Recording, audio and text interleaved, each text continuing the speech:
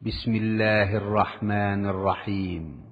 পরম করুণাময় ও অসীম দয়ালু আল্লাহর নামে শুরু।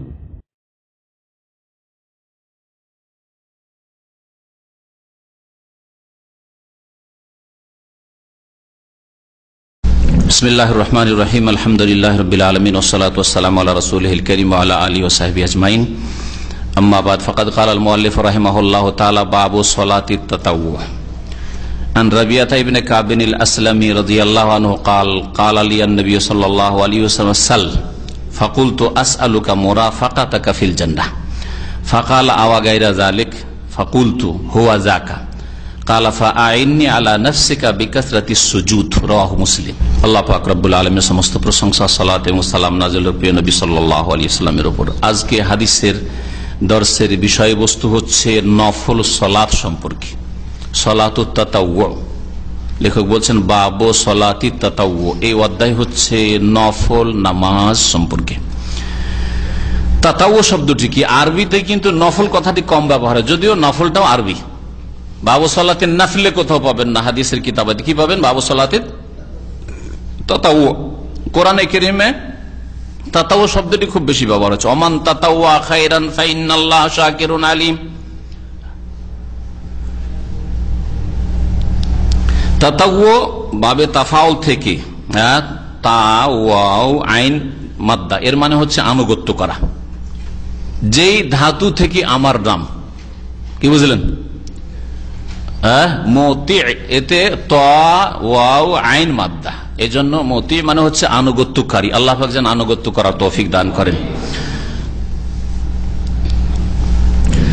তো তাতাওয়ু মানে হচ্ছে আনুগত্য, মানে তার আসল শব্দটার অর্থ তাআয়াতু মানে। আর তাতাওয়ু মানে হচ্ছে সৎ কাজ করা, ফেলুত তাআত। আল্লাহ পাক যে বলেছেন আতিউল্লাহ ওয়া আতিউর রাসূল, এই শব্দটি থেকে তাতাওয়ু মানে হচ্ছে নেক কাজ করা, ভালো কাজ করা। তাহলে নফল ইবাদত বন্দেগী, ফরজ ছাড়া অতিরিক্ত ইবাদত বন্দেগীকে তাতাওয়ু কেন বলা হয়? কারণ এগুলি হচ্ছে নেকির কাজ, ভালো কাজ। শরীয়তের ভাষায় ওয়াশারআন ওয়াসতিলাহান, শরীয়তের ভাষায় ভাষ্যকার বলছেন যে তাতাওয়ু কাকে বলে? বলছে তাআতুন গায়রু ওয়াজিবা, এমন নেকির কাজ যা ফরজ নাই। ফরজ ছাড়া অন্যান্য নেকির কাজগুলি হচ্ছে, ফরজ ওয়াজিব ছাড়া অন্যান্য নেকির কাজগুলি হচ্ছে কি? তাতাওয়ু। মিন সালাতিন, সে নামাজ হোক, তাতাওয়ু নামাজ মানে নফল নামাজ। সাদাকা, নফল দান খায়রাত। রোজা, নফল রোজা। হজ, নফল হজ, এক হজের পরে বাকি হজগুলি। এইরকমই অতিরিক্ত ইলম শিখা, নামাজ, রোজা, হজ, যাকাত করা, দিন পালন করার মতো মোটামুটি ইলম শিখে নিয়েছে, এটা ফরজ আদায় হয়ে গেছে। এখন অতিরিক্ত জ্ঞান অর্জন করছেন যাতে করে আমি আরো নিজেকে সুসজ্জিত করতে পারি কোরআন হাদিসের ইলম দিয়ে, এবং অন্যদের কাছে ইসলামের দাওয়াত পৌঁছাতে পারি, এই উদ্দেশ্যে আপনি বেশি শিখছেন। এটা হচ্ছে তাতাওয়ু, আপনার জন্য নফল। ইমাম ইবনে তাইমিয়া রাহমাতুল্লাহ আলাইহি বলছেন আত-তাতাওয়ু তুকাম্মাল বিহিল ফারাইজ ইয়াউমাল কিয়ামাহ। নফল ইবাদত বন্দেগীর গুরুত্ব রয়েছে, কারণ নফল ইবাদত বন্দেগী দিয়ে ফরজের ঘাটতি কিয়ামতের দিন পুরা করা হবে। ফরজে যদি ঘাটতি থাকে, অভাব থাকে, তাহলে তা পুরা করা হবে। নামাজে ঘাটতি যদি থাকে, তাহলে নফল নামাজ, ফরজ নামাজে ঘাটতি ছিল, কোন যুগে কম করেছে, নামাজ পড়েননি হয়তো, মাঝে মাঝে পড়েছে, মাঝে পড়ে, তাহলে ঘাটতি পূরণ করা হবে নফল নামাজ দিয়ে। নফল সুন্নাত ইত্যাদি, নফল মানে সুন্নত, বেতর, সবগুলি, ফরজ ছাড়া যতগুলি নামাজ সবগুলি তাতাওয়ু বা নফল। এটা হচ্ছে সাধারণ অর্থ নফলের। আমাদের দেশি অর্থ আবার নফলের আলাদা। দেশি অর্থ নফলের হচ্ছে ফরজের পরে সুন্নাত, আবার সুন্নাতে মুআক্কাদা, গায়র মুআক্কাদা, আর বেতরটা আবার ওয়াজিব। জোহরের নামাজ ফরজ, এশার নামাজ ফরজ, আবার বেতরটা ওয়াজিব। আর তারপরে যেইগুলি নামাজ সুন্নাতে রাতে বা নয়, দিনে রাতের 12 রাকাত নয়, সেগুলি হচ্ছে কি? নফল। হ্যাঁ, বাড়তি নামাজ পড়ছে সেগুলো নফল। এগুলো দেশি ভাগ। এগুলো কি ভাগ? দেশি ভাগ। এগুলো কোরআন হাদিসের ভাগ নয়। কোরআন হাদিসের দুটো ভাগ আছে, ফরজ আর নফল। ফরজ আর ফরজের অতিরিক্ত যা কিছু আছে সেগুলো হচ্ছে তাতাওয়ু। তাতাওয়ুতে বিভিন্ন স্তর আছে। আমাদের দেশের মানুষকে একটু বুঝাবার জন্য মানুষরা এইভাবে করেছে, কিন্তু সবগুলি নফল। অথবা তাতাওর অন্তর্ভুক্ত। ইমাম গাজালি রহমতুল্লাহ আলাই তার ইহয়াউল উলুম কিতাবে ভালো কথাও বলেছেন, আর কিছু ভুল ভ্রান্তি আছে। ভুল ভ্রান্তি আল্লাহ পাক মাফ করেন, তার অনেক খেদমতও আছে, আল্লাহ যেন কবুল করেন। তিনি বলছেন আমরুল্লাহ ফারাইজ, আল্লাহ পাকের নির্দেশ হচ্ছে ফারাইজ, কিছু ফরজ আছে ইসলামে, নওয়াফিল কিছু নফল আছে। ফারাইজ গুলি কেমন? যেগুলি ইসলামের ফরজ, ফরজ নামাজ, ফরজ রোজা, ফরজ যাকাত, ফরজ হজ ইত্যাদি ইত্যাদি, ফরজ হেজাব, পর্দা ইত্যাদি ইত্যাদি যেগুলি ফরজ। বলছে ফরজটা হচ্ছে রাসুল মাল, এটা হচ্ছে আসল পুঁজি ব্যবসায়ীর, ব্যবসায়িক যে ব্যবসা করছে সেটা হচ্ছে ব্যবসায়ীর ব্যবসা হচ্ছে আমি আপনি আল্লাহর সাথে ব্যবসা করছি। কি ব্যবসা করছি? যে নেক আমলের মাধ্যমে জান্নাতকে ক্রয় করব, আল্লাহ পাকের রহমতের উপায় হবে আমার নেক আমল, আপনার নেক আমল ঈমান, আর তা দিয়ে আমি ক্রয় করব। ইন্নাল্লাহ আশতারা মিনাল মুমিনিনা আনফুসাহুম ওয়া আমওয়ালাহুম, আল্লাহ বলেছেন আল্লাহ পাক ক্রয় করেছেন তোমাদের জানমাল, মুমিনের জানমাল। তো আল্লাহ পাকের সাথে তো খরিদ্দারি হয়েছে, কেনা বেচা হয়েছে, আল্লাহ পাক কোরআনে কারিমে বলেছেন। সুতরাং এটা বানানো কথা বলছি না যে আল্লাহর সাথে আমরা ব্যবসা করছি, কেউ বলবেন না যেটা নতুন কথা, কোরআনে আছে। তো মানুষ আল্লাহর সাথে ব্যবসা করছে, দিন ইসলাম যে পালন করছে ব্যবসা করছে।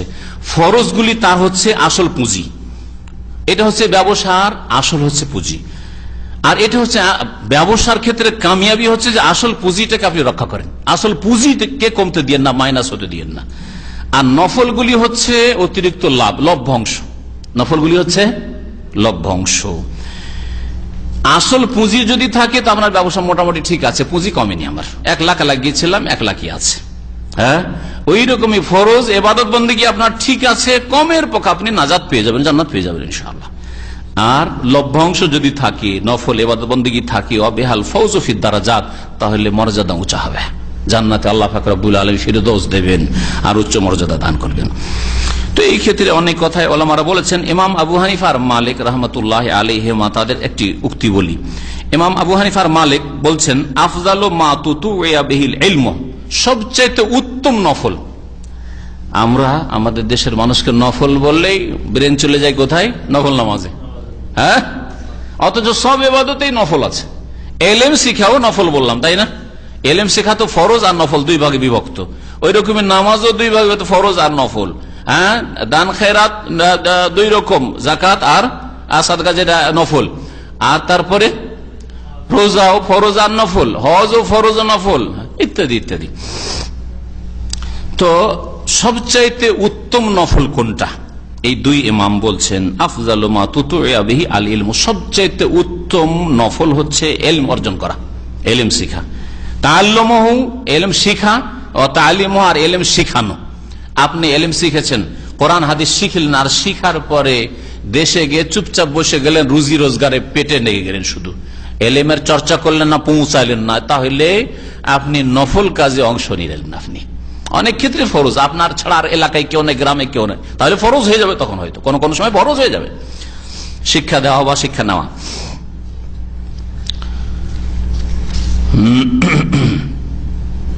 ইমাম নাওয়াবী রাহমাতুল্লাহ আলাইহি বলছেন যে ইত্তাফাকাস সালাফ, সালাফুস সালেহিন একমত আলা আন্নাল ইশতিগাল বিল ইলমি আফদালু মিনাল ইশতিগাল বিনওয়াফিলিস সালাত।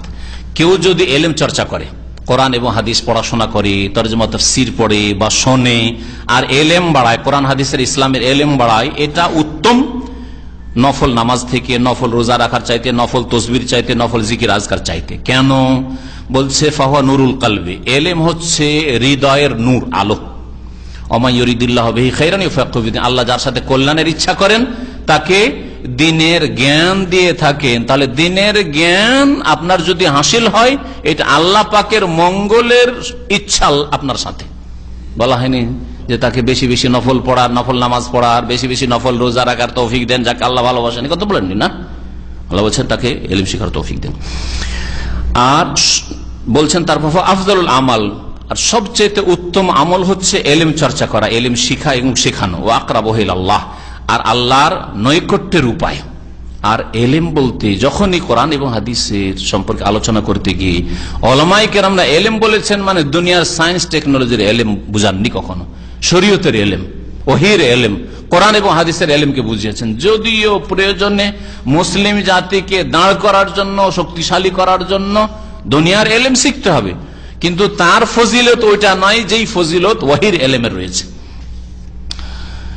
ওয়া আফজালুল উলুম উসুলুদ্দিন, সবচেয়ে উত্তম এলেম, এলেম শিখছেন আপনি, কিন্তু সবচেয়ে উত্তম এলেম কোনটা? বলছেন সবচেয়ে উত্তম এলেম হচ্ছে উসুলুদ্দিন, মানে আকীদার এলেম। আল্লাহ সম্পর্কে জ্ঞান অর্জন করা, রাসূল সম্পর্কে জ্ঞান অর্জন করা, কি বিশ্বাস করবেন আখিরাত সম্পর্কে জ্ঞান অর্জন করা, তাকদীর সম্পর্কে জ্ঞান অর্জন করা, যেগুলো আকীদার বিষয়, মৌলিক বিষয়, ইসলামের বুনিয়াদী বিষয়। আর তারপরে হচ্ছে তাফসীরের ইলম 2 নম্বরে, কারণ তাফসীরে আকীদাও আছে, অন্য কিছু আছে। আর আকীদা শুধু আকীদা, আল্লাহ সম্পর্কে জানছেন, আখিরাত সম্পর্কে জানছেন, যেগুলি বিশ্বাসের বিষয়, কোনটা বিশ্বাস করব কোনটা বিশ্বাস করব না জানছেন আপনি, এটা সবচেয়ে উত্তম ইলম। কারণ ওর মাধ্যমে আপনার কিন্তু শিরক মুক্ত আপনি হবেন, সত্যিকার মুওয়াহহিদ মুসলিম হবেন।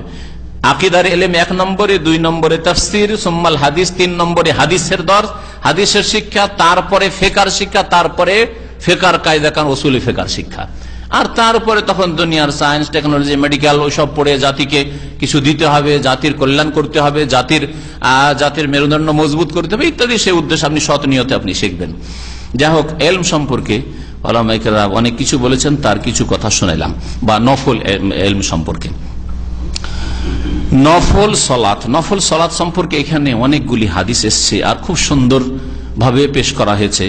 যদি আলোচনা পুরো হয় তাহলে জানবে যে নফল সম্পর্কে, নফল নামাজ, সুন্নত নফল নামাজ সম্পর্কে আপনার মোটামুটি সুন্দর জ্ঞান হয়ে যাবে। প্রথম যে হাদিসটা এখানে এসছে সেটা হচ্ছে সাহাবী রাবিয়া ইবনে কাব আসলামী রাদিয়াল্লাহু তাআলা আনহু থেকে বর্ণিত। তিনি বলছেন যে কাল লিন নবী সাল্লাল্লাহু আলাইহি ওয়াসাল্লাম, নবী করিম সাল্লাল্লাহু আলাইহি ওয়াসাল্লাম আমাকে একবার বললেন, সাল, আমার কাছে চাও, সাল মানে কিছু চাও। ফাকুলতু, তখন আমি বললাম, আসআলুকা মুরাফাকাতাকা ফিল জান্নাহ, আমি আপনার কাছে জান্নাতের সঙ্গী হতে চাই, আপনার কাছে চাই যে আমি যেন আপনার জান্নাতের সঙ্গী হতে পারি।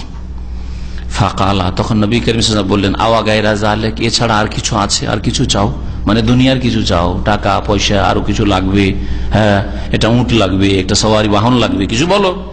ফাকুল, তো সেই যুবক ছেলে ছিল, অল্প বয়সের ছেলে, সে বলল, হুয়া যাকা, ওইটাই চাই, ব্যাস আর কিছু চাই না। নবী করিম সাল্লাল্লাহু আলাইহি ওয়াসাল্লাম বলে, ফাআইন্নি আলা নাফসিকা বিকাসরাতিস সুজুদ, তাহলে আমার সাহায্য করো। ফাআইন্নি মানে আমাকে সাহায্য করো, আলা নাফসিকা তোমার জন্য, তোমার উদ্দেশ্যে, বিকাসরাতিস সুজুদ বেশি বেশি সেজদা করে। সেজদা মানে ফরজ নামাজ ছাড়া বেশি বেশি নফল নামাজ পড়ে। কোরআনের ভাষায়, হাদিসের ভাষায় যেখানে সেজদা বলা হয়েছে, সেজদায় তেলাওয়াত আর সেজদায় শুকুর ছাড়া আর কোন নামাজবিহীন সেজদা নেই। শুনে রাখেন ভালো করে, সেজদায় তেলাওয়াত গত সপ্তাহে আলোচনা হয়েছে, আর সেজদায় শুকুর, এই দুইটি নামাজের বাইরের সেজদা। তেলাওয়াতের সেজদা নামাজের ভিতরে হইতে পারে আর বাইরে হইতে পারে, নামাজের ভিতরে তেলাওয়াত করলেন, সেজদার তখন তেলাওয়াত সেজদা করলেন, আর বাইরে হইতে পারে। আর শুকুরের সেজদা নামাজের ভিতরে না, হঠাৎ করে একটা খুশির কথা মনে আসলো আর নামাজের মধ্যে আপনি সেজদায় পড়ে শুকরানা, এটা চলবে না, যেটা গত সপ্তাহে বলা হয়নি, এটা মাসাজের নামাজের বাইরের সেজদা। এটা নামাজের বাইরে আর ভিন্ন আর কোন সেজদা নেই। সেজদা মানেই কি? নফল নামাজ, সুন্নত নামাজ। তাহলে বেশি বেশি সেজদা করে মানে বেশি বেশি নফল নামাজ আদায় করে আমাকে সাহায্য করো, যাতে করে তোমাকে আমি সঙ্গে নিতে পারি। তোমাকে সঙ্গে নেওয়া আমার প্রভাব দিয়ে, আমার ক্ষমতা দিয়ে আমি নিতে পারবো না, বরং আমি যদি তোমাকে সাথে নিই, তোমার কিছু করণীয় আছে, সেটা হচ্ছে বেশি বেশি তুমি নামাজ পড়িও, বেশি বেশি নফল নামাজ পড়িও। এটা এই জন্যই বললাম এই বিষয়টি যে নামাজের বাইরে তেলাওয়াতের সেজদা আর শুকুর সেজদা ছাড়া কোনো সেজদা নাই। কিছু ভাইদেরকে দেখা যায় যারা সুন্নতার বিদাতের জ্ঞানও রাখে না আর অত জানার পরোয়াও করে না, মাঝে মাঝে বসে থাকতে থাকে মসজিদে, খট করে একটা সেজদা দিলে উঠে চলে গেল। দেখেছেন না? দেখেন নাই? এটা বিদাত। এইরকম সেজদা জায়েজ নয়, বিদাত। একমাত্র তার হয়তো এটা খুশির কথা, সুখের কথা মনে হয়েছে যে খবরটা তো এসেছিল আমার কাছে খুশির, আর সেজদাটা করা হয়নি তাই সেজদা করছি, তাহলে আলাদা ব্যাপার। কিন্তু মনে করবে যে কোরআন হাদিসের সেজদার কথা, ওয়াবুদু রাব্বাকুম ওয়াসজুদু, সেজদা করো, আর আমি এই জন্য সেজদা করলাম, চলবে না। খেয়াল খুশি কোরআন হাদিস বুঝলে হবে না। কোরআন হাদিসকে সাহাবায়ে কেরামরা যেভাবে বুঝে আমল করেছেন ওইভাবে আমল করতে হবে। সাহাবায়ে কেরামরা নামাজের বাইরে তেলাওয়াতের সেজদা আর শুকুরের সেজদা ছাড়া আর কোনো সেজদা করেননি। সুতরাং আল্লাহর নৈকট্য লাভের জন্য সেজদা একটা দিবেন আর উঠে চলে যাবেন, এটা চলবে না, এটা বিদআত, এটা বিদআত। যদি ভালো কাজ হইতো, নেকির কাজ হইতো, লাসাবাকুনা ইলাইহি, সাহাবায়ে কেরাম আমাদের চাইতে বেশি অগ্রগামী হইতেন, তারা আমাদের চাইতে বেশি আগে তারা এই ভালো কাজগুলি করতেন। ঘটনা এই ছিল যে এই সাহাবী রাবিয়া নবী করিম সাল্লাল্লাহু আলাইহি সাল্লামের কাছে রাত্রে থেকে যেতেন, পাশাপাশি থাকতেন, আর নবী সাল্লাল্লাহু আলাইহি ওয়াসাল্লামের খেদমত করতেন, হুজুর পানি এনে দিতেন আর খেদমত করতেন। নবী করিম সাল্লাল্লাহু আলাইহি ওয়াসাল্লাম ভাবলেন যে ছেলেটা যুবক মানুষ, অনেকদিন থেকে খেদমত করে, তো কিছু দিই, তাহলে আমাদের এরকম উচিত, কেউ যদি এরকম হয় হিতাকাঙ্ক্ষী, আপনার সহযোগিতা করছে, তাহলে কিছু দেওয়ার চেষ্টা করবেন তাকে। নবী সাল্লাল্লাহু আলাইহি ওয়াসাল্লাম ওর খেদমতের কিছু বিনিময় দিতে চাইলেন, জিজ্ঞেস করলেন যে সাল, অন্য হাদিসে সাল নিয়ে আমার কাছে কিছু চাও। নবী সাল্লাল্লাহু আলাইহি ওয়াসাল্লামের উদ্দেশ্য যে কিছু চাইবে, একটা উট চাইলে উট দিয়ে দেবো, আর কিছু যদি টাকা পয়সা চাই থাক, যা পারবো দিয়ে দেবো, কিছু চাক। কিন্তু এই যুবক নবী সাল্লাল্লাহু আলাইহি ওয়াসাল্লামের সাথে থেকে তার ঈমান কত সুন্দর হয়েছে। দুনিয়া তুচ্ছ তার কাছে, দুনিয়া চাই না, আখিরাত চাই। মাত্র যুবক, 12-14 বছরের ছেলে হয়তো। নবী করিম সাল্লাল্লাহু আলাইহি ওয়াসাল্লাম বললেন যে ঠিক আছে, তুমি সাথে আমার থাকতে পারবে, কিন্তু আমার ক্ষমতা নেই, তোমার কিছু আমল করতে হবে, সেটা হচ্ছে বেশি বেশি কি করো, নামাজ পড়ো। তাহলে বোঝা গেল যে কোন মানুষের এই ক্ষমতা নেই যে তার ক্ষমতা দিয়ে, তার বল প্রয়োগ করে জান্নাতে পৌঁছে দেবে। রাসূলুল্লাহ সাল্লাল্লাহু আলাইহি ওয়াসাল্লাম যদি এটা না করতে পারেন, তাহলে কোন পীর ওলি, কোন ক্ষেতের মুলি, কোন ক্ষেতের মুলা এরা, আস্তাগফিরুল্লাহ ওয়া আতুবু ইলাইহি। আমাদের বাবা আপনাদেরকে ছেড়ে একা জান্নাতে যাবেন না, আপনাদেরকে বাবা সবকে নিয়ে যাবেন। এসব বক্তব্য ভক্তরা যে ডান হাত বাম হাত থাকে না পীর সাহেবের, ওরা এই বয়ানটা রাখে যে আপনার আল্লাহর হস্তে দান খেরাত করেন। আমাদের ইউরোপের ভাইরা বলে লন্ডনে যখন এই পীরগুলো যায়, কারণ সবার মুরিদ আছে ওইখানে, লন্ডনে মুরিদগুলো যায়, যাওয়ার পরে তাদের ভক্ত যে খাস ভক্ত দাঁড়িয়ে যায়, খাস খলিফা, আর দাঁড়িয়ে পরে বলে যে আপনার আল্লাহর হস্তে দান করেন, দান আল্লাহর হস্তে, আর পেটে যাচ্ছে পীরের। আর আল্লাহর হস্তে দান করেন, এই আল্লাহর ওলি, আল্লাহর কুতুব আপনাদেরকে ছেড়ে দিয়ে একা জান্নাতে যাবে না, যতক্ষণ আপনাদের না নেবেন সাথে ততক্ষণ জান্নাতে যাবেন না। মনে হচ্ছে যে বাবার ঘর জমিদারি রাখা আছে জান্নাতে, আল্লাহ জমিদারি দিয়ে রেখেছে এদেরকে।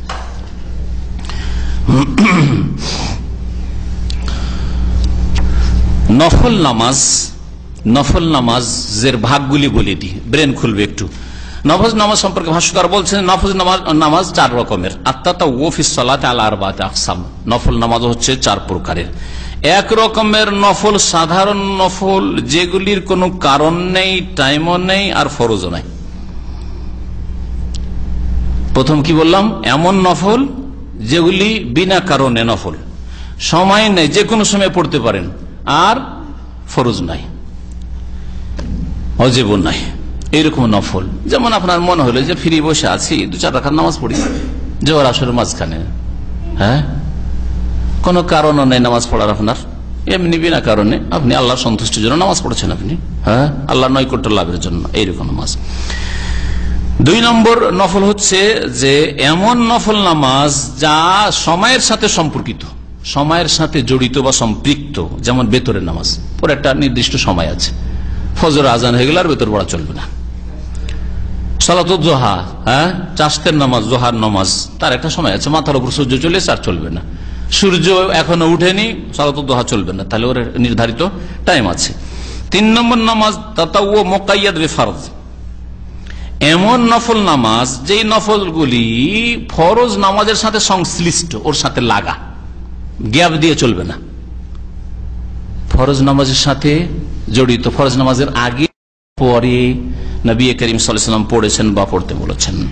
যেমন 5 ওয়াক্ত নামাজের সুন্নাতে রাতেবাগুলি, জোহরের আগে পরের নামাজ, ফজরের আগের নামাজ, মাগরিবের পরে নামাজ, এশার পরে এশার, ফরজ নামাজের পরে নামাজ, এই নামাজগুলি এইরকম নয় যে আপনি খেয়াল খুশি আপনি নামাজ ফরজ পড়ে নিলেন আর 2-4 ঘন্টা পরে আপনি সুন্নত পড়ছেন, সুন্নতের রাতে পড়ছেন না। কোনো কারণবশত বিলম্ব হলে পড়েন, সেটা আলাদা কথা, কিন্তু বিনা কারণে আপনি বিলম্ব করবেন, তারপরে জোহরের সুন্নতটা আসর হইতে যাচ্ছে, আসরে পড়িনি, মাগরিবের সুন্নতটা এশা হয়ে গেল, তো এশার নামাজটা পড়ার পরে মাগরিবের সুন্নতটা পড়িনি, না, চলবে না, ওর টাইম শেষ হয়ে গেছে। ফরজের সাথে সংশ্লিষ্ট, ফরজের সাথে জড়িত, ফরজের সাথে লাগিয়ে পড়তে হবে। 4 নম্বর নফল হচ্ছে কারণগত নফল, এমন নফল যেগুলি কারণের সাথে সম্পৃক্ত, ওর কারণ আছে। যেমন তাহিয়াতুল মসজিদ, মসজিদে এসেছেন, বসবেন, যার কারণে নামাজ পড়তে হবে, কারণগত নামাজ। এইরকমই তাহিয়াতুল উজু করেছেন, যার কারণে 2 রাকাত নামাজ পড়েন আপনি। তো এইগুলি হচ্ছে নফল নামাজ। হ্যাঁ, চন্দ্রগ্রহণ, সূর্যগ্রহণ, এগুলি হচ্ছে কারণগত নামাজ। চন্দ্রগ্রহণ, সূর্যগ্রহণ হয়েছে এই জন্য, দুর্ভিক্ষ, অনাবৃষ্টি, বৃষ্টি হয় না, সেজন্য নামাজ পড়ে, ইস্তেসকার নামাজ, এগুলো হচ্ছে কারণগত নামাজ। আর এইরকম আরো নামাজ রয়েছে। বেতর বলা হয়, বেতরের সাথে তাহাজ্জুদ লাগিয়ে নেবেন। বেতর বললাম তার মানে ভাববেন না যে তাহাজ্জুদ নেই, তাহাজ্জুদের নামাজ ওটাও ওই সময়ের সাথে সম্পৃক্ত। আপনি এশার নামাজের পর থেকে শুরু করে ফজর আজান পর্যন্ত এই লম্বা টাইম আপনাকে দেওয়া আছে, এর মধ্যে যে কোনো সময় তাহাজ্জুদ পড়তে, যদিও শেষ 3য় অংশে পড়লে বেশি ভালো। এখন এই সুন্নত নামাজগুলি সম্পর্কে দেখেন হাদিস। ওয়ান ইবনে উমর রাদিয়াল্লাহু তাআলা আনহুমা قال حفظت من النبي صلى الله عليه وسلم 10 ركعات ركعتين قبل الظهر وركعتين بعدها وركعتين بعد المغرب في بيته وركعتين بعد العشاء في بيته وركعتين قبل الصبح متفق عليه وفي روايه لهما ركعتين بعد الجمعه في بيته ولمسلم كان اذا طلع الفجر لا يصلي الا ركعتين خفيفتين। আব্দুল্লাহ বিন উমর রাদিয়াল্লাহু তাআলা আনহুমা, উমরের ছেলে, প্রখ্যাত সাহাবী আব্দুল্লাহ রাদিয়াল্লাহু আনহুমা বলছেন, তিনি যে হাফেজতু মিনান নবী সাল্লাল্লাহু আলাইহি ওয়াসাল্লাম, নবী করিম সাল্লাল্লাহু আলাইহি ওয়াসাল্লাম থেকে আমি মুখস্থ রেখেছি, সংরক্ষিত রেখেছি, ব্রেনে বসিয়ে রেখেছি 10 রাকাত, 10 রাকাত নামাজ। 10 রাকাত তিনি বলেছেন। রাকাতাইন কাবলা যোহর, 10 রাকাত কিভাবে? প্রতিদিন 10 রাকাত নামাজ, ফরজ ছাড়া 17 রাকাত ফরজ, আর তারপরে 10 রাকাত তিনি বলেছেন। 2 রাকাত কখন? কাবলা যোহরে, যোহরের পূর্বে 2 রাকাত। রাকাতাইনে বাদাহা, আর 2 রাকাত যোহরের পরে। রাকাতাইনে বাদাল মাগরিব, আসরের নেই, মাগরিবের পরে 2 রাকাত নবী সাল্লাল্লাহু আলাইহি ওয়াসাল্লাম পড়েছেন ফি বাইতিহি, কিন্তু তার বাড়িতে পড়তেন এটা। রাকাতাইনে বাদাল ইশা, ইশা পরে 2 রাকাত নবী সাল্লাল্লাহু আলাইহি ওয়াসাল্লাম পড়তেন ফি বাইতিহি, নিজ বাড়িতে। রাকাতাইনে কাবলা সুবহে, আর ফজরের নামাজ, ভোরের নামাজের পূর্বে 2 রাকাত পড়তেন। মোট 10 রাকাত হলো। মুত্তাফাকুন আলাইহি, হাদিসটি বুখারীতেও রয়েছে, মুসলিমও রয়েছে।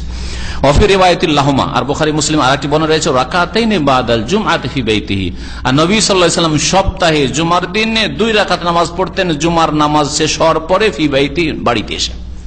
তাহলে এই হাদিস স্পষ্ট জুমার ক্ষেত্রেও, যে জুমার দিন কেউ যদি বাড়িতে পড়ে তাহলে 2 রাকাত পড়াই সুন্নাত রাসূলুল্লাহ সাল্লাল্লাহু আলাইহি ওয়াসাল্লামের। মসজিদের ক্ষেত্রে একটা হাদিস রয়েছে যে মসজিদে পড়লে কত পড়বে? 4 রাকাত পড়বে। তো যারা মসজিদে পড়েন 4 পড়বেন, আর যদি বাড়িতে পড়া সম্ভব হয়, এর দ্বারা বোঝা যায় যে বাড়ির 2 রাকাত মসজিদের 4-এর চাইতে বেটার, ভালো। এই জন্য বাড়িতে এসে নবী সাল্লাল্লাহু আলাইহি ওয়াসাল্লাম 2 রাকাত পড়েছেন। এই নয় যে নবী করিম সাল্লাল্লাহু আলাইহি ওয়াসাল্লাম কম নেকি নিবেন, এই জন্য 2 পড়েছেন, কখনো না। সহিহ মুসলিমে আছে, কানা ইযা তালা আল ফজর, যখন ফজর হয়ে যেত, ভোর উদিত হইতো, লা ইউসাল্লি ইল্লা রাকাতাইন খাফিফাতাইন, তখন নবী সাল্লাল্লাহু আলাইহি ওয়াসাল্লাম মাত্র হালকা 2 রাকাত নামাজ পড়তেন, এর বেশি পড়তেন না। তো নবী করিম সাল্লাল্লাহু আলাইহি ওয়াসাল্লাম 2 রাকাত সুন্নত পড়তেন ফজরের, আর তাও খুব হালকা পড়তেন। প্রথম রাকাতে সূরা ফাতিহার সাথে সূরা কাফিরুন, আর দ্বিতীয় রাকাতে সূরা ইখলাস, খুব হালকা করে পড়তেন, সংক্ষেপে, এর বেশি পড়তেন না। এই জন্য মসজিদে গিয়ে কেউ 2 এর বেশি পড়বেন না, যে 2 রাকাত তো সুন্নাত পড়লাম আর 2 রাকাত তাহিয়াতুল মসজিদ পড়ি না। মসজিদে গেলে ওই 2 রাকাতই পড়বেন। আর যদি বাড়িতে পড়ে নেন, বাসাতে আপনি সুন্নাতটা হয়তো পড়ে নিয়েছেন, আর তারপরে মসজিদে গেলেন, এখন ইকামত হয়নি, এখন তাহিয়াতুল মসজিদের নিয়তে অতিরিক্ত 2 রাকাত পড়তে পারেন, নিয়ত আলাদা আলাদা হয়ে গেল। এই হাদিসে 10 দেখলেন, আরো হাদিস আসুক, 12 হাদিস আছে, আর দুটোর সমন্বয় তখন বলবো যখন আসবে। ওয়ানহা, আর আয়েশা রাদিয়াল্লাহু তাআলা আনহা থেকে বর্ণিত, তিনি বলছেন, লাম ইয়াকুনিন নবী সাল্লাল্লাহু আলাইহি ওয়াসাল্লাম আলা শাইইন মিনান নওয়াফিল আশাদ্দা তাআহুদান মিনহু আলা রাকাতাইল ফজর, মুত্তাফাকুন আলাইহি।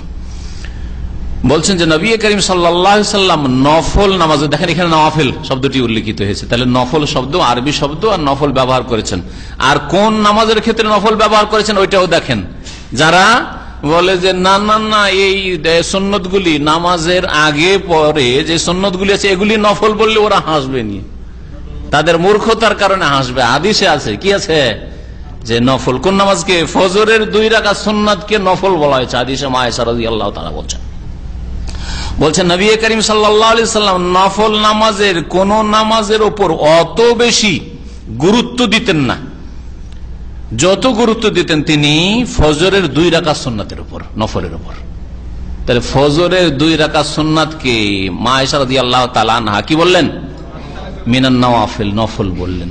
তো নফল মানে ফরজ ছাড়া যতগুলি নামাজের সবগুলি নফল। নফল মানে অতিরিক্ত, জায়েদ। নফলের শাব্দিক অর্থই জায়েদ।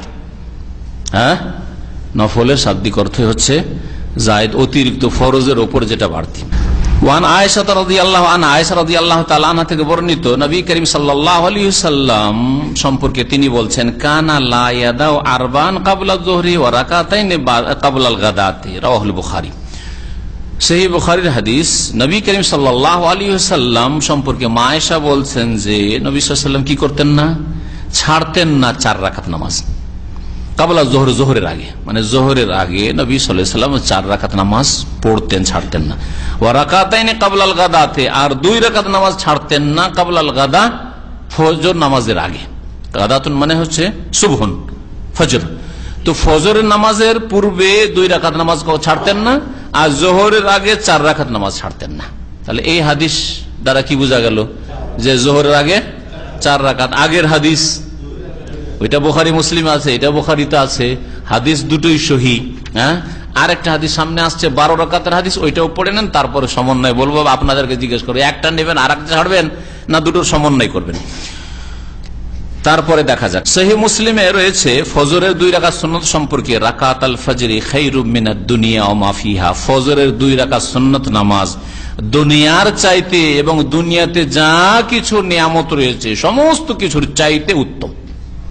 দুনিয়ার সমস্ত নেতৃত্ব, সমস্ত ধনভাণ্ডার আর সমস্ত খনিজ সম্পদ যা কিছু আছে সবকিছুর চাইতে উত্তম হচ্ছে ফজরের 2 রাকাত সুন্নাত। সুতরাং এই 2 রাকাত সুন্নাত সম্পর্কে অবহেলা করবেন না, গাফিলতি করবেন না। যাবো যাচ্ছি উঠছি করে উঠলেন আর দৌড় দিতে দিতে গেলেন, জামাত শুরু হয়ে গেছে, নামাজটা ফরজটা পড়লেন। নামাজটা ফরজ পড়ার পরে অনেকে পড়লেন না, মজহাবি লাগাম যেহেতু লাগানো আছে না, আর নামাজ পড়া যাবে না। অথচ আবু দাউদের হাদিসে আছে যে সাহাবী পড়েছেন, নবী সাল্লাল্লাহু আলাইহি ওয়াসাল্লাম অনুমতি দিয়েছেন, তখনও পড়লেন না। চলেন সূর্য ওঠার পরে পড়লেও তো চলতো, আমরা বলছি না যে তখনই পড়তেই হবে। সূর্য ওঠার পরে ভুলে গেলেন, যেহেতু মজহাব বলছে যে আর নামাজ পড়বেন না, সেই জন্য হাদিসটা উপেক্ষা করলেন, আর যার ফলে তখন পড়লেন না, মনে ছিল, সূর্য ওঠার পরে আর মনে থাকলো না, ছুটে গেল। তাহলে দুনিয়া এবং দুনিয়ার সমস্ত সম্পদ চাইতে ভালো জিনিস আপনার হাতছাড়া হয়ে গেল। চিন্তা করতে পেরেছেন আপনি? সুতরাং এমন ভাবে মসজিদে যাবেন বা উঠবেন যাতে করে 2 রাকাত নামাজটা পড়ার পরে ইকামত হয়। 2 রাকাত নামাজ বাড়িতে পড়েন অথবা মসজিদে গিয়ে পড়েন। وعن أم حبيبة رضي الله عنها أم المؤمنين قالت سمعت رسول الله صلى الله عليه وسلم يقول من صلى 12 ركعة في يوم وليلة بني له بهن بيت في الجنة رواه مسلم وفي رواية تطوعا। উম্মে হাবিবা রাদিয়াল্লাহু তাআলা আনহা উম্মুল মুমিনিন, নবী করিম সাল্লাল্লাহু আলাইহি ওয়াসাল্লামের বিবি। উম্মে হাবিবা কে? তার বাপের নাম কি? আবু সুফিয়ান। তার ভাইয়ের নাম কি? মুআবিয়া রাদিয়াল্লাহু তাআলা আনহু, যে আলী রাদিয়াল্লাহু তাআলা আনহুর পরে হাসানের 6 মাসের পরে খলিফা হয়েছিলেন। বলছেন তিনি যে আমি রাসূলুল্লাহ সাল্লাল্লাহু আলাইহি ওয়াসাল্লামকে বলতে শুনেছি, মান সাল্লা, যে ব্যক্তি নামাজ পড়বে, 12 রাকাতের 12 রাকাত, ফি ইয়াউমিন ওয়া লাইলা, দিন রাতে 24 ঘন্টায়, বুনিয়া লাহু বিহিন্না বাইতুন ফিল জান্নাহ, তার জন্য এই 12 রাকাতের বিনিময়ে জান্নাতে একটি স্পেশাল ঘর তৈরি করা হবে। হাদিসটি সহিহ মুসলিমে। আর একটি riwayate রয়েছে মান সাল্লা 12 রাকাতান তাতাওয়ান, এই নামাজটা তাতাওয়া নফল হিসাবে পড়বে, এটা অতিরিক্ত, ফরজের অতিরিক্ত যারা পড়বে। অলি তিরমিজি, আর তিরমিজিতে এইরকমই বলা হয়েছে, ওয়াজাদা, তাতে একটু বাড়তি আছে, মানে তফসিল। 12 রাকাত নামাজের ভাগ করে কখন কোন নামাজ কত রাকাত পড়তে হবে। আরবান কাবলা জোহর, 12-র মধ্যে 4 রাকাত হচ্ছে জোহরের আগে, ওয়ারাকাতাইনে বাদাহা, আর 2 রাকাত জোহরের পরে, ওয়ারাকাতাইনে বাদাল মাগরিব, মাগরিব পরে 2 রাকাত, ওয়ারাকাতাইনে বাদাল ইশা, ইশা পরে 2 রাকাত, ওয়ারাকাতাইনে কাবলা সালাতিল ফজর, আর ফজর নামাজের পূর্বে 2 রাকাত। কত রাকাত হইল? 12 রাকাত হইল। ওয়ালিল খামসাতি আনহা। এরপরে আর একটা হাদিস দেখেন অতিরিক্ত, আর 5 জন ইমাম, ইমাম আহমদ, আবু দাউদ, নাসাই, তিরমিজি, ইবনে মাজাহ, এই 5 জন ইমাম, ইমাম হাফিজ ইবনে হাজার যখন তার এই বুলুগুল মারামে 5 জন ইমাম বলবেন তো এই 5 জনকে উদ্দেশ্য করেছেন। উম্মে হাবিবা রাদিয়াল্লাহু তাআলা আনহা বর্ণনা করেছেন, মান হাফাজা আলা আরবাইন ক্বাবলা যোহরি, যেই ব্যক্তি হেফাজত করবে 4 রাকাত নামাজের জোহরের পূর্বে, ও আরবাইন বাদার 4 রাকাত নামাজের জোহরের পরে। আরেকটু বেড়ে গেল, কি বললো? এতক্ষণ পর্যন্ত জোহরের পরে কয় রাকাত পড়লেন? 2 রাকাত। এই হাদিসে কি আছে? জোহরের পরে 4 রাকাত, আর আগেও 4 রাকাত। তাহলে 12 জায়গায় কত হয়ে গেল? 14 হয়ে গেল। যেই ব্যক্তি 4 রাকাত জোহরের আগে পড়বে, জোহরের পরে 4 রাকাত পড়বে, হারামাহুল্লাহু তাআলা আলান নার, আল্লাহ পাক রব্বুল আলামিন তাকে জাহান্নামের জন্য হারাম করে দিবেন, জাহান্নামের জন্য হারাম করে দিবেন। প্রথম হাদিস যেটা, সেটা তো সহিহ মুসলিমে রয়েছে। আর এই 5 জন ইমামের সংকলিত যে হাদিসটা, যাতে রয়েছে যে জোহরের আগে 4 পরে 4, এই হাদিসটা সম্পর্কে দ্বিমত রয়েছে একটু। তবে এই হাদিসটা সম্পর্কে ইমাম তিরমিজি বলেছেন হাদিস হাসানুন সহিহ, আল্লাহু আলাম। এই নামাজগুলি 12 রাকাত পড়বেন না 10 পড়বেন? হ্যাঁ বলেন, না 14 পড়বেন? হ্যাঁ হ্যাঁ 12 পড়বে। 10 যদি কেউ পড়ে গুনাহগার হবে, আদায় হলো, সুন্নাতের রাতে আদায় হবে। নবী করিম সাল্লাল্লাহু আলাইহি ওয়াসাল্লাম বিভিন্ন সময় বিভিন্ন রকম আমল করেছেন, যেই সাহাবী যতটা জেনেছেন বর্ণনা করেছেন। মা আয়েশা রাদিয়াল্লাহু তাআলা আনহা বর্ণনা করেছেন 12 হাদিস। হ্যাঁ, মানে জোহরের আগে 4, হ্যাঁ, আর আরবান কাবলা, জোহরের আগে 4 ছাড়তেন না। যখন মা আয়েশার বাড়িতে যেই দিনগুলিতে নবী সাল্লাল্লাহু আলাইহি ওয়াসাল্লাম নামাজ পড়েছেন 4 পড়েছেন, উনি 4 দেখেছেন, তাই 4 বর্ণনা করেছেন। উম্মে হাবিবা রাদিয়াল্লাহু তাআলা এই হাদিসটা শুনেছেন 12 হাদিস, যে জোহরের আগে 4, তিনি ওইভাবে বর্ণনা করেছেন। আব্দুল্লাহ বিন উমর রাদিয়াল্লাহু তাআলা নবী করিম সাল্লাল্লাহু আলাইহি ওয়াসাল্লামের কে? শালা, উমরের ছেলে, নবী সাল্লাল্লাহু আলাইহি ওয়াসাল্লামের কাছাকাছি যুবক ছেলে থাকতেন, বোনের বাড়ি আসতেন, বোনের বাড়ি হাফসার বাড়ি এসে তিনি দেখেছেন বা শুনেছেন তার কাছ থেকে। এটা কওলি হাদিস, বাচনিক হাদিস, যে 10 রাকাত নামাজ তোমরা পড়বে, নবী সাল্লাল্লাহু আলাইহি ওয়াসাল্লাম পড়েছেন এবং পড়ার কথা বলেছেন। তিনি তার নলেজ মোতাবেক বর্ণনা করেছেন, তাহলে সবগুলি আপন জায়গায় ঠিক আছে। এই জন্য কেউ যদি 10 রাকাত আদায় করে নেয় তাহলে কোনো আপত্তি নেই, তার জন্য যথেষ্ট, এটা সে আদায় করলো। আর যদি কেউ 12 পড়ে, কখনো 12 পড়েন, আপনি নবী সাল্লাল্লাহু আলাইহি ওয়াসাল্লামের মতো করেন, কখনো আপনি 10 পড়েন, কখনো 12 পড়েন, কখনো 14 পড়েন। যে হাদিসটা জোহরের আগে 4 আর পরে 4, এর উপরে মাঝে মধ্যে আমল করে পড়লে 14 হয়ে যায়, কখনো 14 পড়েন। এই ছিল এই মর্মে হাদিস। এই রাতে বা সুন্নতগুলি বাড়িতে পড়া উত্তম। বলছেন আল আফজাল আন তাকুনা রাওয়াতিবুল মাগরিবি ওয়াল ইশা ওয়াস সুবহি ওয়াল জুমআ, মাগরিবের, এশার আর ফজরের আর জুমার এই নামাজগুলি বিশেষ করে বাড়িতে পড়া উত্তম। কারণ নবী করিম সাল্লাল্লাহু আলাইহি ওয়াসাল্লাম বাড়িতে পড়েছেন। হ্যাঁ, বাড়িতে পড়েছেন। আয়েশা রাদিয়াল্লাহু তাআলা আনহা থেকে বর্ণিত সহিহ মুসলিম হাদিস রয়েছে, কানান নবী সাল্লাল্লাহু আলাইহি ওয়াসাল্লাম ইউসাল্লি ক্বাবলা যুহরি আরবান, যোহরের আগে 4 রাকাত নামাজ ফিল বাইতে, বাড়িতে, যোহরেরও 4 রাকাত বাড়িতে পড়তেন। সুম্মা ইয়াখরুজু, তারপরে বের হতেন, ফায়ুসাল্লি বিন নাস, আর লোকদের ইমামত করতেন। সুম্মা ইয়ারজিউ আল বাইত, তারপরে বাড়িতে ফিরে আসতেন, ইউসাল্লি রাকাত, তার বাড়িতে এসে 2 রাকাত নামাজ। তাহলে এই হাদিস আরো বোঝা গেল, এই হাদিস দ্বারা, সহিহ মুসলিম এর হাদিস দ্বারা, যে যোহরের আগের পরে সুন্নাতগুলিও নবী করিম সাল্লাল্লাহু আলাইহি ওয়াসাল্লাম 6 রাকাত বাড়িতে পড়েছেন, এটাও বেশি উত্তম। ফাফি, এই হাদিস প্রমাণ করে আন্না সুন্নাত সালাত রাতিবা ফিল বাইতি আফজালু মিনহা ফিল মসজিদ, মসজিদের তুলনায় বাড়িতে সুন্নতগুলি পড়লে বেশি উত্তম হবে, বেশি নেকি হবে। কারণ বাড়িতে নামাজ পড়লে মানুষ থেকে নফল ইবাদতকে লুকিয়ে আল্লাহর জন্য করলেন, খুলুসিয়াত বেশি আসবে তাতে। আর ফরজ নামাজ লুকিয়ে পড়লে হবে না। ফরজ নামাজের ক্ষেত্রে এই যুক্তি দাঁড় করলে হবে না যে মানুষকে দেখাবো কেন নামাজ পড়বো, আমি ঘরে নামাজ পড়ে নেবো মহিলার সাথে, বিবির সাথে, চলবে। কারণ ফরজ নামাজ যেহেতু ফরজ, যদি না পড়তে মসজিদে যান তো মহল্লার লোকেরা, আশেপাশের লোকেরা, প্রতিবেশী বলবে যে বেনামাজি। আপনি ওইদিকে ওই গুমরা যুক্তি দিয়ে বলছেন আমি বাড়িতে লুকিয়ে নামাজ পড়ছি, আর ওইদিকে গ্রামবাসী বলছে যে বেনামাজি। বুঝতে পেরেছেন? এইরকম আজকাল কিছু চরমপন্থী আছে, না এরা বিদাত টেদাত করে, নামাই তো পড়ে না, এদের পিছনে নামাজ পড়বো না, দেশে গিয়ে ঘরে নামাজ পড়ে বিবির সাথে, না জায়েজ নাই।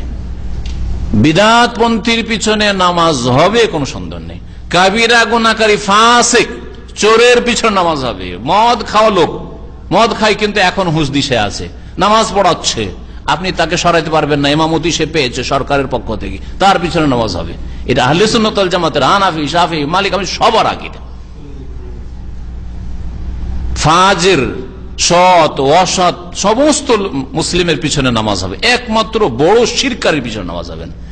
আপনি যতক্ষণ পর্যন্ত ব্যক্তিগতভাবে ওই ইমামকে না জানবেন যে বড় শিরক করে, একে জানি, দেখেছি অথবা বিশ্বস্ত সূত্রে জেনেছি যে মাজারে সেজদা করে এসছে, মাজারে খাসি জবাই করে এসছে, মাজারে চাদর চড়িয়ে এসছে, যতক্ষণ না জানবেন অথবা এরকম বড় শিরক করেছে, হ্যাঁ বলেছে বক্তব্যে যে ওলি আউলিয়া গোস কুতুবরা দিতে পারে, উদ্ধার করতে পারে, জাহাজ রক্ষা করতে পারে ডুবা থেকে, এরকম কথা যদি শুনে থাকেন তাহলে বড় শিরক, তাহলে তার পিছনে নামাজ পড়িয়েন না।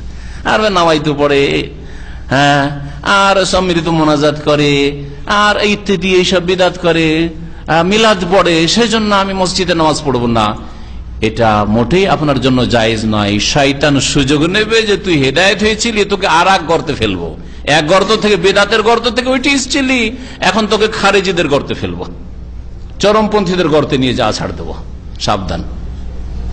নফল নামাজ, নফল নামাজের মধ্যে এক রকমের নামাজ হচ্ছে বেতর, হ্যাঁ, আর ফজরের সুন্নাত। এই দুটো নামাজ সফরে পড়বেন না পড়বেন না? হ্যাঁ, নবী করিম সাল্লাল্লাহু আলাইহি ওয়াসাল্লাম বেতরের নামাজ আর ফজরের সুন্নাত কখনো ছাড়েননি। সেই জন্য আপনি বাড়িতে থাকেন আর সফরে থাকেন, ওমরা সফরে যাচ্ছেন, রাস্তায় কমপক্ষে এক রাকাত বেতর পড়ে নেবেন, হ্যাঁ, ফজরের সুন্নাত পড়বেন, সুন্নাত ছাড়বেন না, নবী সাল্লাল্লাহু আলাইহি ওয়াসাল্লাম ছাড়েননি, ঠিক আছে। আর বাকি যে সুন্নতগুলি রয়েছে, জোহরের আগে পরে, মাগরিবের পরে, এশা পরে, এই সুন্নতের রাতেবা, এই সুন্নতের রাতেবাগুলি নবী করিম সাল্লাল্লাহু আলাইহি সাল্লাম সফরে পড়েন, আপনি সফরে পড়বেন না, এটা হচ্ছে সুন্নাত। আপনি সফরে সুন্নাতের রাতেবা তাহলে সফরে পড়বেন না, বাড়িতে পড়বেন। তাহলে বেতর হয়ে গেল আর ফজরের সুন্নত হয়ে গেল, এক হুকুম তার। আর বাকি যে সুন্নতগুলি রয়েছে সেই সুন্নতগুলির এক হুকুম হয়ে গেল।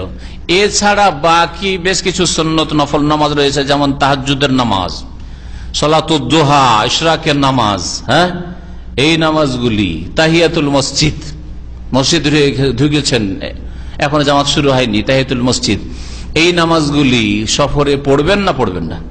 তাহাজ্জুদ পড়ায় অভ্যস্ত, মক্কাতুল মুকাররমা মদিনায় গিয়েছেন, আরে সফরে আছি, সফরে তো এমনি ফরজে আল্লাহ ডিসকাউন্ট করেছেন, তাহলে আমি কেন তাহাজ্জুদ পড়বো? এই যুক্তি চলবে? ভুল, এই যুক্তি ভুল।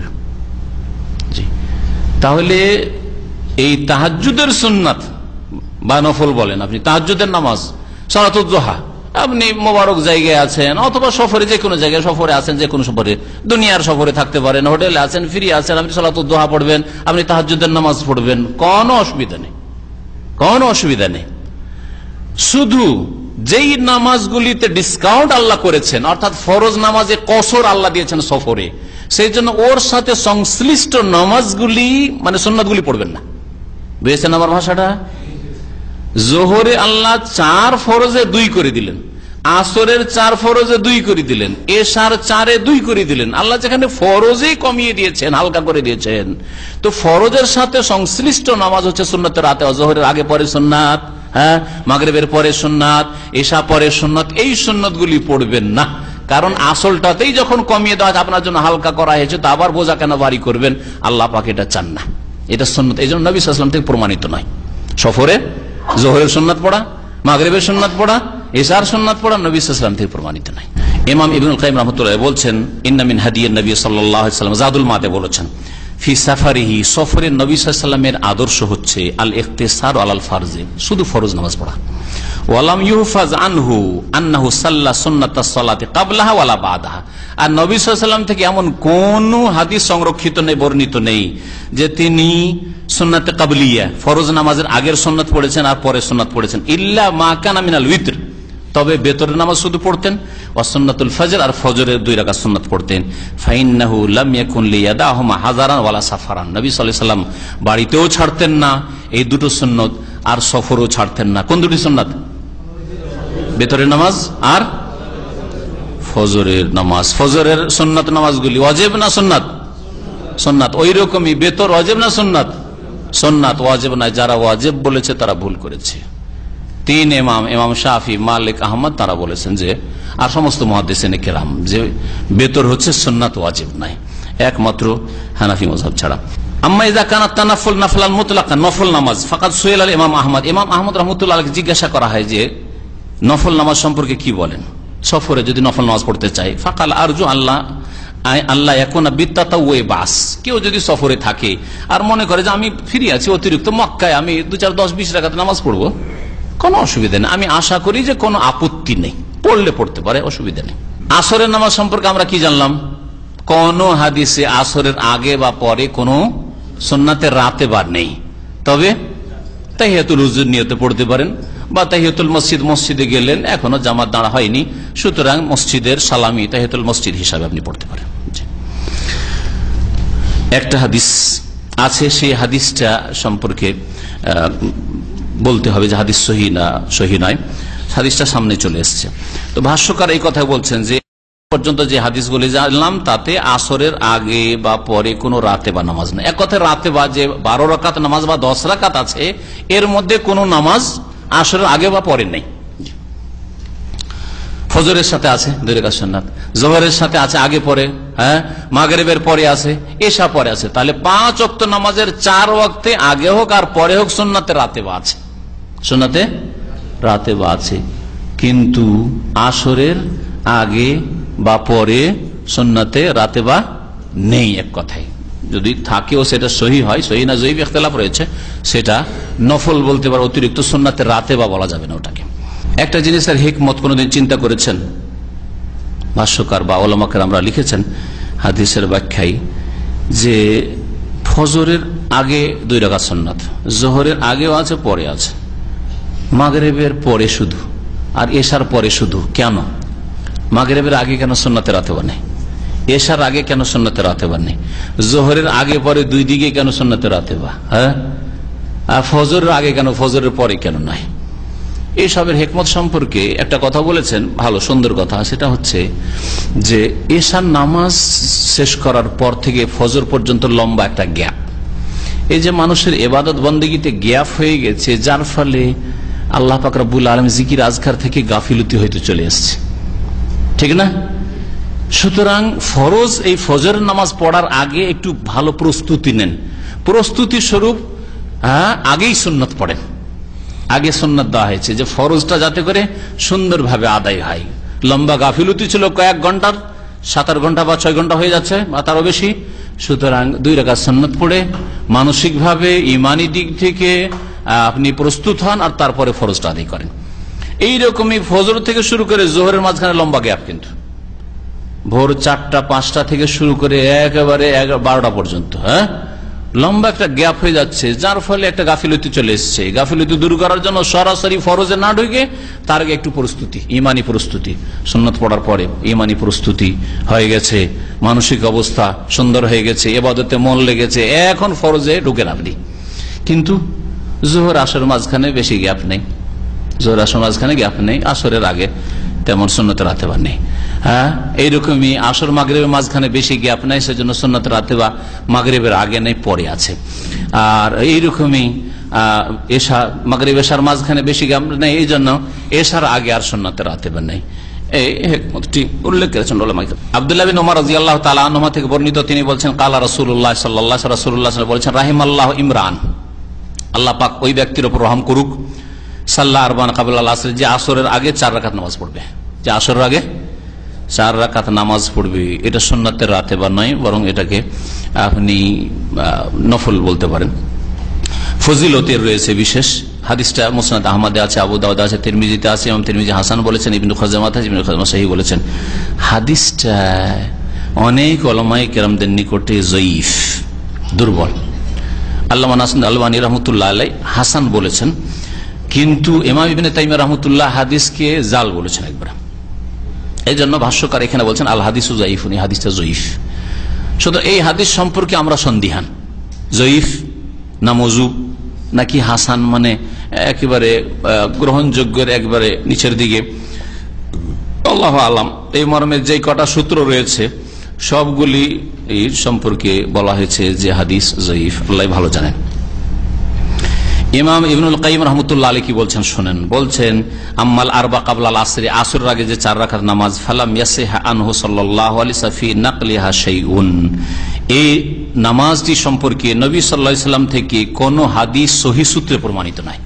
ইবনুল কাইয়িম রাহমাতুল্লাহ আলাইহি বলছেন আলা আন্নাহু কানা ইউসাল্লি ফিন নাহারি 16 রাকাত, নবী করিম সাল্লাল্লাহু আলাইহি ওয়াসাল্লাম 16 রাকাত নামাজ পড়তেন, এরকম কোন সহিহ হাদিস নেই।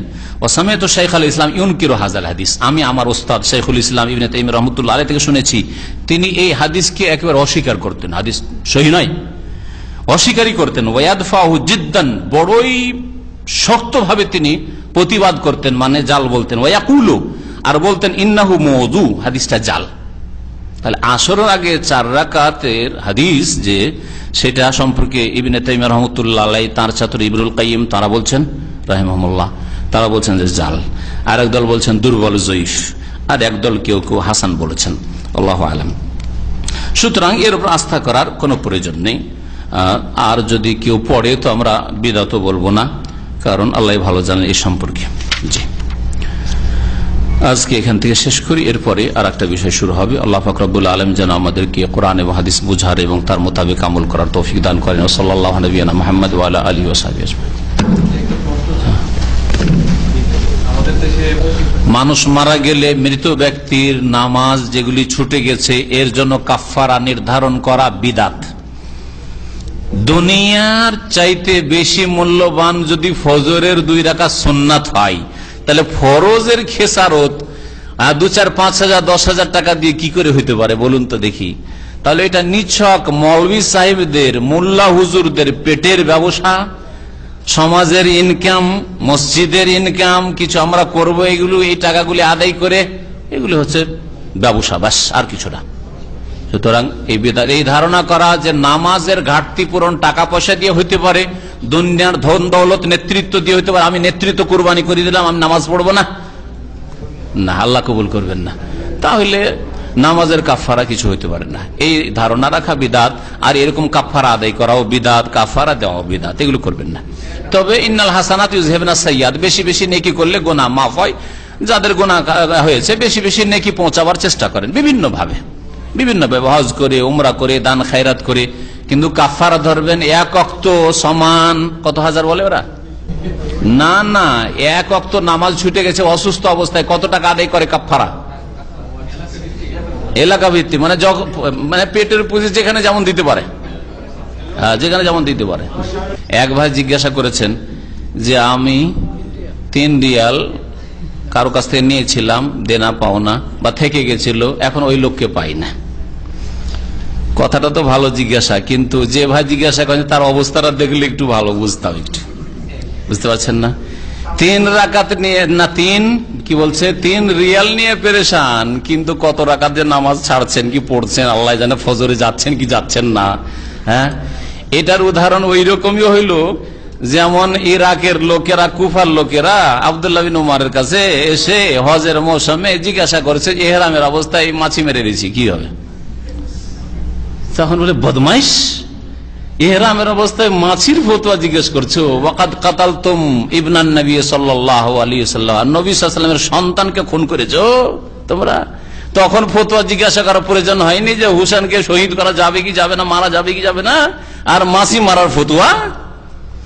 তো আমি যেই ভাই জিজ্ঞাসা করেছেন তার নসিহতের জন্য, আর অন্যান্য ভাইদের নসিহতের জন্য, যে বড় বড় রোগগুলো সারিয়েছেন তো তারপর 3 রিয়ালের রোগ সারাবেন, কথা বুঝছেন।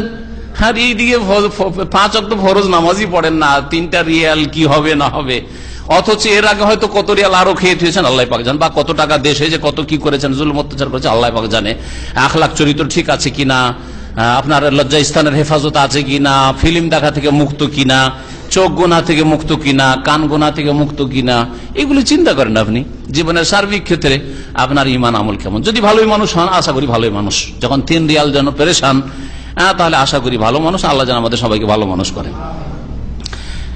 টাকাটা যদি অবহেলা না করে থাকেন, আর সে যদি আপনার হাত ছাড়া হয়ে যায়, তার ঠিকানা না জানেন, তাহলে তার নামে দান করে দিবেন। ইমাম মানে নেতার সাথে ডাকা হবে, ইমাম মানে নেতার সাথে, যার যে নেতা আদর্শ ছিল, আদর্শ আইডিয়াল ব্যক্তি, তার সাথে ডাকা হবে। কেউ যদি মনে করে আমার আইডিয়াল ব্যক্তি হচ্ছে অমুক রাজনৈতিক নেতা বা নেত্রী, তার সাথে উঠানো হবে। কেউ যদি মনে করে যে আমার অমুক পীর, আমি দেওয়ানবাগির আদর্শ বিশ্বাসী, ওই তরিকা বিষয় তার সাথে উঠানো হবে। এখানে ইমাম মানে এই বলা হয়েছে। হ্যাঁ, যারা ভালো মানুষ, যারা মোহাম্মদ রাসূলুল্লাহ সাল্লাল্লাহু আলাইহি ওয়াসাল্লামকে জীবনের প্রত্যেকটি ক্ষেত্রে মেনে নিয়েছে, তার সাথে উঠানো হবে। কেউ মানে দুকুল্লু রাসি বিমামে। জি, ইমাম মানে যার মাযহাবের ইমামও নয়, আর ইমাম মানে না, যে যাকে অন্ধভাবে অনুসরণ করবে তার সাথে উঠানো হবে। অসৎ লোকদেরকে, গুমরাহদেরকে। আর সৎ লোকেরা ভালো মানুষের আনুগত্য করেছে, আর আমাদের আনুগত্য প্রত্যেক মানুষের শর্ত সাপেক্ষ। হ্যাঁ, একমাত্র রাসূলুল্লাহ সাল্লাল্লাহু আলাইহি ওয়াসাল্লাম, রাসূলুল্লাহ সব কথা নিতে হবে। আর বাকি আমি আমার ওস্তাদকে মানি, মানে ওস্তাদের কথা শর্ত সাপেক্ষ, তার কথা কোরআন হাদিসের অনুকূলে হইলে মানি, নইলে মানি না। এভাবে মানতে হবে, অন্ধভাবে মানা কাউকে জায়েজই নয়, কাউকে যে মানা জায়েজ না একমাত্র রাসূলুল্লাহ সাল্লাল্লাহু আলাইহি ওয়াসাল্লাম ছাড়া। তো রাসূলুল্লাহ সাল্লাল্লাহু আলাইহি ওয়াসাল্লামের সাথে জীবনের প্রত্যেকটি ক্ষেত্রে যে থাকবে সে রাসূলুল্লাহর সাথে উঠবে। আর যারা গুমরাহ নেতাদের সাথে, দুনিয়ার নেতৃত্বে যারা রয়েছে অথবা ধর্মীয় নেতৃত্বে রয়েছে গুমরাহরা, তাদের সাথে ছিল, তাদের আদর্শে বিশ্বাস ছিল, তাদের সাথে উঠবে। যারা যেই তরিকতের উপর ছিল, যেই পীরের মুরিদ ছিল, তার সাথে উঠবে। না, জাদু দিয়ে জাদু দূর করা জায়েজ নাই। শিরক দিয়ে শিরক দূর করা, পেশাব দিয়ে পেশাব ধুয়ে ফেলা, পেশাব দিয়ে পায়খানা ধোয়া জায়েজ নাই। কথা বুঝছেন? সেজন্য জাদু দিয়ে জাদু দূর করার চেষ্টা করা বা তদবির করা জায়েজ নাই, বরং শিরক এটা। সুতরাং আল্লাহ বলছেন ফাসালু আহলা যিকরে, যারা আলেম, যারা জানে তাদেরকে জিজ্ঞেস করো। ইন কুনতুম লা, তোমরা জানো না, জিজ্ঞেস করেন যে আমি আমার এলাকায় কোরআন হাদিসের আলেম যে তাবিজ করবে না, যে শিরিক করবে না, যে জাদু দিয়ে জাদু দূর করবে না, এইরকম কাকে পাবো? তখন বলে দেওয়া হবে আপনাকে। জিজ্ঞেস করেন, চেষ্টা করেন। জি হ্যাঁ, কোরআন এবং হাদিসের আলোকে জাদু চিকিৎসার বই আপনাদের কাছে আছে, এটা ইন্টারনেটেও দেওয়া আছে। তারপরে বলবেন যে জানে না। যার একাধিক বাড়ি আছে, নিজের বাড়িতে গেলে সে মকিম, বছর চলবে না। জি।